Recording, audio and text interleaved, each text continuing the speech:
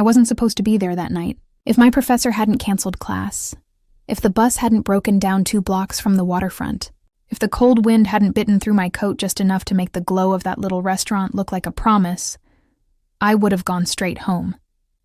I would have microwaved soup and eaten it standing up, pretending it was enough. But fate, or maybe loneliness, has a funny way of arranging coincidences. The place was called Hearth, with warm brick walls and low lamps that made everything look gentler than it probably was. I took a seat in the corner with my sketchbook, planning to draw and disappear. I was used to being invisible. That was my quiet talent. Then he walked in. He didn't look like someone meant for my world. He carried the kind of calm that comes from having already lived through storms. Tall, broad-shouldered, dark hair streaked with silver. His suit was simple but expensive, the kind of fit that came from tailoring, not trend. He looked around once, as if scanning for something, or someone, then took a table by the window. I noticed the way he moved, methodical, careful, as if measuring each step. When the waiter placed a glass of wine in front of him, he didn't drink it. He just sat there, staring at the glass, fingers resting lightly on the stem. He was handsome in a way that made you want to know what he was thinking. But there was something else, too, an absence in his eyes, like a man who had lost too much and learned to live with it. I told myself not to stare. And then, of course, he looked up. For a heartbeat, our eyes met. Me, startled mid-sip of water. Him, expression unreadable. He gave a small nod, polite but distant. I looked away quickly, cheeks burning. The restaurant wasn't crowded, but when the hostess came to seat a new arrival, she led her straight toward me. I realized too late that the only available tables were near his. "Would you mind sharing the window view?" the hostess asked him. He turned slightly toward me, his tone smooth but quiet. Only if she doesn't. I could have said no. I almost did. But something about his voice, low, weary, edged with something human, made me shake my head. It's fine. And that's how I ended up sharing dinner with Ethan Ward. We ordered separately, but the silence between us kept collapsing in on itself until finally he spoke. "You're not from here," he said, not as a question, but a quiet observation. "No," I said. "Just moved last month. I'm in design school." "Architecture?" "Interior," I corrected, a little defensive. People often assumed architecture was the serious version. He smiled faintly. "Designing how people live in their spaces is just as important as building the space itself." I looked up, surprised. "You sound like someone who's built a few." He paused, then nodded. "I'm an architect. Or I used to be." That word, used, carried weight. I didn't ask right away. But later, when the waiter refilled our water and left, he added quietly, "My wife and I ran a firm together. After she passed, I couldn't—" He stopped, cleared his throat, and tried again. "I'm still figuring out how to draw without her." My stomach twisted. I hadn't expected him to share something so personal. "I'm sorry," I said softly. He nodded once. "Thank you." We fell into silence again, but it wasn't uncomfortable. I found myself tracing the rim of my glass, wondering how long it had been since he'd spoken about her out loud. Then he smiled. A small, uneven thing. "I'm sorry. That's not exactly dinner conversation. It's human," I said. "And I think we all forget how to be that sometimes." He looked at me for a long moment, as though deciding something. "What about you? Why Portland?" "I needed a place where no one knew me," I admitted. "Running from something? Maybe just expectations." I smiled faintly. "My mother has this idea that every woman should have a plan. Get married young, stay close to family, never make a mistake." "And you made one?" I said no to the wrong man. He didn't take it well. His jaw tightened slightly, a flicker of anger not directed at me. "Good for you for saying no," I shrugged. It didn't feel brave, just necessary. We talked about lighter things after that. Architecture, design, how Portland light always looked softer near dusk. I noticed he had a habit of rubbing his thumb over his wedding ring while he spoke, and each time, my heart ached in a strange, unfamiliar way. When the bill came, I reached for my wallet, but he stopped me. "You've already paid more than you know by keeping me company tonight. Please, I said. You don't have to, I insist, he said gently.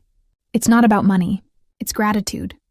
He left cash on the table, stood, and offered me his hand. His grip was firm, warm, grounding. Thank you, Lily. He remembered my name from when the hostess had said it earlier. The way he said it made me feel seen. Not the kind of seeing that evaluates or admires, but the kind that recognizes. Good night, Mr. Ward. Ethan, he corrected softly. I nodded, unable to stop the small smile tugging at my lips. Good night, Ethan. When I got home that night, I couldn't sleep. His face kept appearing in flashes. The steady eyes, the quiet way he listened, the sadness he didn't try to hide. There was something profoundly decent about him. The kind of decency that comes from pain endured rather than avoided. The next morning, I found a small folded card inside my sketchbook. Ethan Ward, Ward & Sons Architectural Design. I must have dropped my sketchbook when I'd gone to pay the bill, and he'd tucked it there. There was no message, just that. I told myself not to read into it. People like him didn't notice people like me. Still, I carried the card in my wallet. 2 weeks later, my instructor announced that one of Portland's most respected architectural firms was taking interns for the spring term. When I saw the name Ward & Sons, my stomach dropped. I almost didn't apply. But a part of me, stubborn and curious, wanted to see if he'd remember me. The building was sleek and glass-walled, the kind of place that smelled faintly of paper, cedar, and ambition. I waited in the lobby, clutching my portfolio like armor. When his office door opened, he looked as startled as I felt. Lily, he said slowly, as if testing whether I was real. You're the design student. I nodded, trying to sound professional. Thank you for seeing me. He motioned for me to sit. His desk was covered in blueprints and sketches, evidence of a man who'd begun building again. I didn't know you were applying, he said. I didn't know this was your firm, I replied. If it's awkward, It's not, he interrupted gently. Coincidences happen for a reason, I think. He looked through my work with the same quiet focus he'd given everything else. When he finally looked up, there was something like approval in his eyes. You have a sense of structure most students don't, he said. You build with feeling. My heart stumbled a little. Thank you. He hesitated before speaking again. If you'd like, the internship is yours. I blinked. Just like that? Just like that, he said, but then added, on one condition. My breath caught. What condition? That you don't think you owe me anything for dinner that night. You earned this. I met his eyes, steady and sure. I never thought otherwise. He smiled faintly. Good. When I left his office, I didn't realize that moment, signing a contract with the man I'd met out of pity, was the start of something much larger, something neither of us was ready for. But as the elevator doors closed, and I caught one last glimpse of him standing in the light of his office window, sleeves rolled up, eyes thoughtful and haunted, I knew one thing for certain. I hadn't shared that dinner out of pity. I'd shared it because somehow, even then, I wanted to see him rebuild. Working at Ward & Sons felt like stepping into a world that ran on precision and quiet ambition. The office sat high above the city, glass walls, clean lines, sketches pinned to corkboards like prayers in graphite.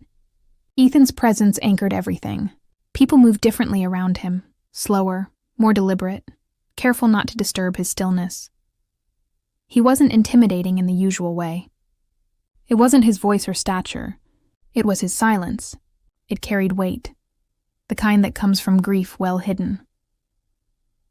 I spent the first few weeks pretending I was just another intern, ignoring the way my chest tightened whenever he leaned over my desk to correct a draft, his sleeve brushing my arm, his cologne, cedar and ink, lingering after he walked away.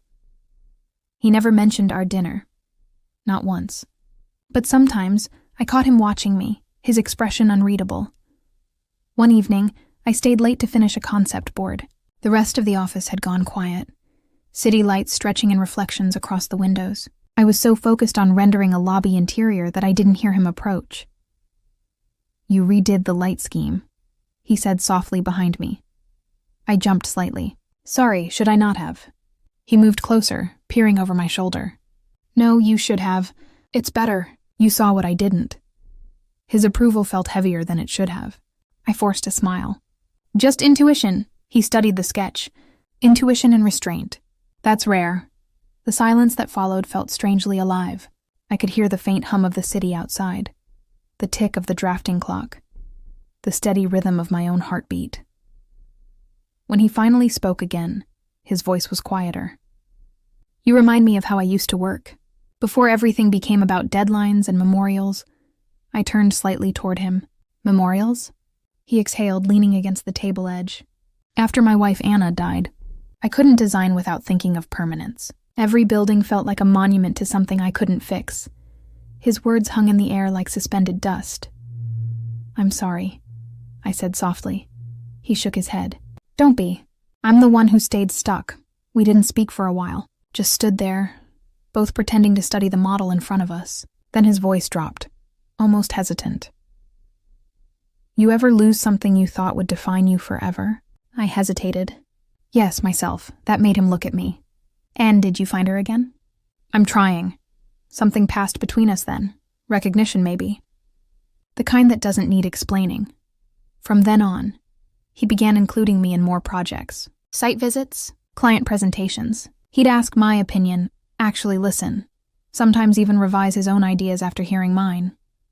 Don't let it get to your head, teased Clara, the senior designer, one morning. Ethan never lets interns near client drafts.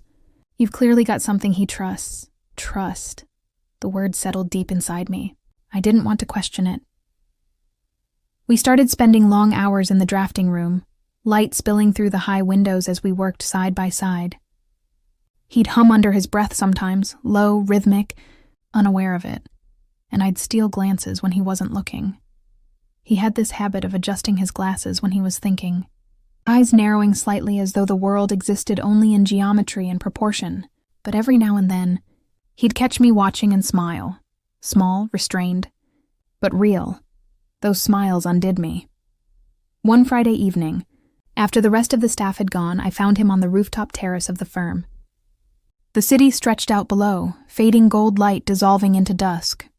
He was sketching again, on a napkin of all things. I recognized the habit.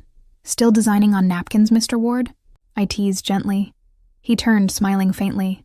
Old habits. When I can't sleep, I build in my head. Paper helps? I joined him at the railing. What are you building tonight? He hesitated. A house by the coast. Nothing fancy, just something. Peaceful. For you? He looked at me, eyes tired but soft. For someone who might want to live again. The words made my breath catch. For a moment, neither of us moved. The air between us seemed to hum with something we both recognized but didn't name. Lily, he said after a long pause. How do you see the world? When you draw? I thought about it. Like it's fragile. Like if I touch it too quickly, it'll shatter. He nodded, gaze fixed somewhere distant. I used to see it that way too. Until I realized that fragility is what makes it worth building for. I turned to him. Do you really believe that? His eyes met mine. I do. Lately, more than I used to. The evening stretched long after that. We didn't speak much, just shared quiet and coffee as the city lights flickered below. A few days later, I caught a cold. I tried to hide it, but during a morning meeting, I coughed so much I couldn't finish presenting. Ethan frowned. You're sick. Go home. I'm fine, I insisted. You're pale, he said, softer now. Please, Lily, don't push yourself. Something about the way he said please made me obey. By afternoon, my fever worsened. I fell asleep on my couch under a blanket of drafts and post-it notes. When I woke, there was a knock on the door. I blinked blearily as I opened it, and there he was, holding a brown paper bag and a thermos. You didn't answer your phone, he said simply. So I guessed. I stepped aside, stunned. You didn't have to. I know. He gave a small smile. But I wanted to. He set the bag down, revealing soup and bread from a nearby cafe. Eat, then rest. I'll make sure the team covers for you tomorrow. His voice was calm, but his eyes... God, they held so much gentleness it nearly broke me. Why are you so kind to me? I whispered. He paused, considering. because I remember what it felt like to have someone care when I didn't think I deserved it. That night, as he left, he paused at the door. "Take care of yourself, Lily." When the door closed, the apartment felt impossibly quiet. I pressed my forehead against the cool wood and realized my heart had crossed some invisible line. From that day, something between us changed. Not overtly. There were no confessions, no declarations, but in the way he began to linger near my desk, or how I'd find coffee waiting each morning exactly the way I liked it. Once, I caught him watching me from his office, his expression unreadable. When our eyes met, he looked away first. It was safer that way, for both of us. But safety doesn't always hold. It was late on a Thursday when I found him in the main hall with a woman, elegant, poised, hand brushing his arm as she laughed. I froze. He saw me almost immediately. His face shifted. Guilt, surprise, something else I couldn't read. "Lily," he said, stepping toward me. "This isn't—" I forced a polite smile. "You don't have to explain." Before he could speak again, I turned and walked away. That night, I couldn't sleep. Every image of him replayed. The soup, the sketches, the rooftop. How foolish I'd been to think any of it meant something. I left my internship badge on my desk the next morning with a short note. "Thank you for everything." I walked out of Ward & Sons before anyone could stop me. He called that evening, his voice rough on the voicemail. "Lily, please call me back. You misunderstood." I didn't. Or maybe I didn't want to. Because beneath the ache was something raw and frightening. I wasn't angry at him. I was heartbroken for daring to care. I told myself leaving was the only way to protect what was left of me. But when I looked at the sketches we'd worked on together, the models, the notes he'd written in his careful hand, I realized something devastating. For the first time in years, I hadn't just been building someone else's dream. I'd been helping him rebuild his life, and in the process, I'd started rebuilding mine. 3 days, that's how long I managed to avoid him. 3 days of staring at my phone, of deleting drafts of replies to his messages, of convincing myself that walking away was the smart, self-respecting thing to do. But the heart doesn't always obey reason. It remembers gentleness even when it hurts. On the 4th morning, there was a knock on my door. When I opened it, Ethan stood there, suit jacket unbuttoned, eyes shadowed from lack of sleep. His usual calm had cracked. "You left without a word," he said quietly. "I had to see you." I crossed my arms, trying to steady my voice. "You don't owe me an explanation. I overstepped." "I get it," he shook his head. "No, you don't." The wind from the hallway brushed past us, carrying the scent of rain-soaked pavement. His voice softened. "That woman, Clara told you she was a client?" "I saw her hand on your arm," I said before I could stop myself. "She's my late wife's sister, Lily. We were finalizing the sale of the house Anna and I built together. She was saying goodbye." I blinked, my chest tightening. "You could have just told me that." "I tried," he said. "But by the time I got to your desk, you were gone." I looked away. "You shouldn't have had to chase an intern, Ethan." "Stop calling yourself that," he said sharply, then lowered his tone. "You're not just an intern to me." His words landed somewhere deep. I could feel every wall I'd built begin to tremble. "Then what am I to you?" I asked. He exhaled, gaze steady but pained. "The first person I've wanted to see every morning in 2 years." Silence stretched between us. I gripped the doorframe, fighting tears. "I don't know if I can handle being someone's second chance," I whispered. He stepped closer. "You're not. You're my reason to try again." Something inside me broke open, not in pain, but release. The fear, the distance, the endless restraint. It all gave way to something achingly real. "Come in," I said quietly. He followed me inside. The apartment was small. Bare walls, sketches pinned near the window, a half-finished cup of coffee on the counter.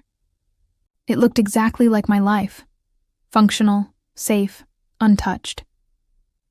He noticed the sketch pinned on my wall. the design we'd worked on together, the one I'd never returned. He smiled faintly. You kept this. I couldn't throw it away. He turned to me. Neither could I. For a long moment, we just stood there, the air between us full of words we were too afraid to say. Then carefully he reached out and brushed his fingers along my wrist.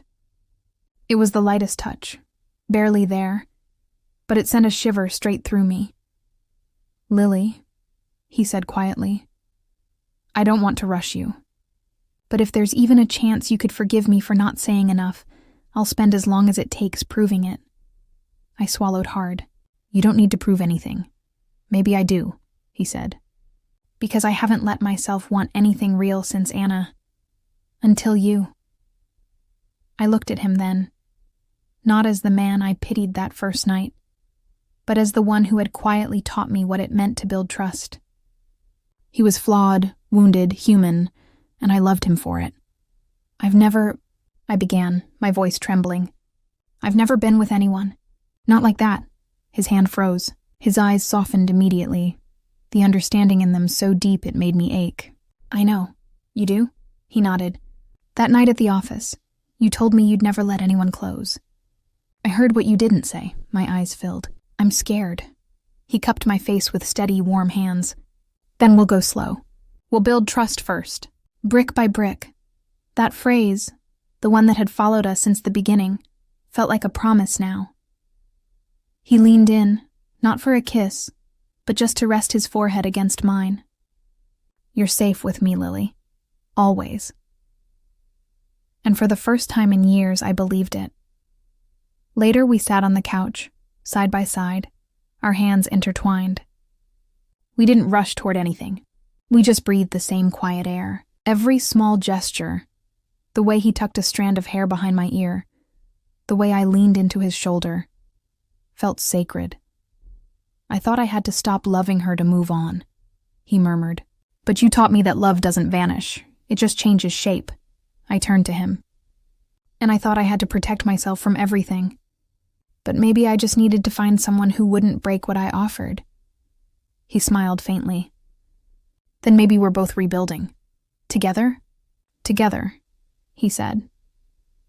A week later, he asked me to come with him somewhere. We drove along the coast, the Pacific stretching wide and silver beneath a sky brushed with sunlight. Eventually, we pulled up to a small cliffside property overlooking the water. The house was unfinished, scaffolding wrapped around its frame, windows covered with protective film. This was the last project Anna and I started, he said quietly. I stopped construction after she died. I looked at him. Why bring me here? Because I want to finish it, he said. Not for her memory, for my future, and I want you to help design it. My heart swelled. You're asking me to build your home? I'm asking you to build our home, he said softly, then corrected himself, smiling shyly. Eventually, if that's something you'd ever want. The wind lifted my hair as I stared at the structure, the skeleton of a dream, waiting to be completed. It's beautiful, I whispered. So are you, he said. We stood there side by side, looking at what could be. It wasn't grand or perfect, it was real. A house that had known grief but would be reborn in light. He reached for my hand again. You once said you wanted to build things that lasted longer than promises. Let's start here. I smiled through tears. Brick by brick? Brick by brick. That night, as we stood inside the half-finished house, he turned to me under the golden glow of a work lamp. His gaze was soft, his voice low. I don't want to hurt you, Lily, he said. You won't. He hesitated, then brushed his fingers against my cheek, waiting for me to pull away. I didn't. His thumb traced a line down my jaw, slow and reverent. Every part of me trembled, not from fear, but from the sheer tenderness of being seen. When he kissed me, it wasn't urgent. It was careful. Patient. A promise that nothing about us would be taken for granted. It wasn't about passion. It was about healing. When he pulled back, his forehead still resting against mine, he whispered, You make me want to design again. Not buildings, a life, I smiled through tears. Then start with me. The rest unfolded in quiet simplicity. A closeness built from trust, not haste. The intimacy between us was wordless, honest. The kind that didn't need to be shown to be felt. He treated every touch like a foundation stone. Steady, intentional, strong. Months passed. The house grew, walls rising, windows reflecting light. So did we. I stayed on at the firm, officially as part of his team now, but everyone saw what had changed between us. It wasn't scandalous or secret. It was understood. We moved like two people who'd stopped pretending to be untouched by life. When the house was finally complete, we stood at the doorway together. Sunlight spilled across the floorboards, dust motes dancing in the glow. "Do you realize," I said softly, "that every inch of this house has a piece of both of us?" He smiled, wrapping an arm around me. "Then maybe that's why it finally feels like home." We walked through the rooms, the open kitchen he'd designed, the study I'd suggested by the bay window, the quiet corner where we'd hung the first sketch we ever worked on together. He stopped near the window overlooking the ocean. Anna once told me that grief was just love with nowhere to go. I think I finally found where to put mine. I rested my head on his shoulder. "You built something new out of it." "We did," he corrected. "Brick by brick." That night, as the sun sank behind the waves, I stood outside on the porch, feeling the warmth of the evening air. He came up behind me, slipping his arms around my waist. "Do you ever regret that night?" he asked. "The dinner?" I smiled, leaning back against him.